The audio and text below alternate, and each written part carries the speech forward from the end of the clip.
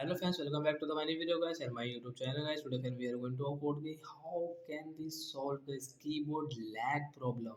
Friends, we have guys your keyboard guys lag problem in your Samsung phone device.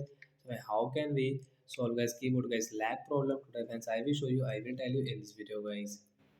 So before starting video friends, first of all go and subscribe the channel guys, click the bell icon, like the video friends. Now let's see guys, how can we solve keyboard lag problem friends. You will have to on your phone setting and guys you will have to click on guys your phone this journal setting guys. Click on guys the phone journal management guys, tap here friends, click on phone guys keyboard setting friends. You can see Samsung keyboard setting guys, tap here again, scroll it friends. You can see guys your keyboard guys this reset setting guys. First of all guys you can see guys your Samsung phone keyboard the reset setting guys, tap here keyboard reset setting guys. You will reset from here. After reset guys you can see guys this keyboard will start again and guys we can use guys this keyboard without any lag problem guys. So like that guys we can guys solve guys keyboard lag problem. So bye bye friends, thanks for watching the video.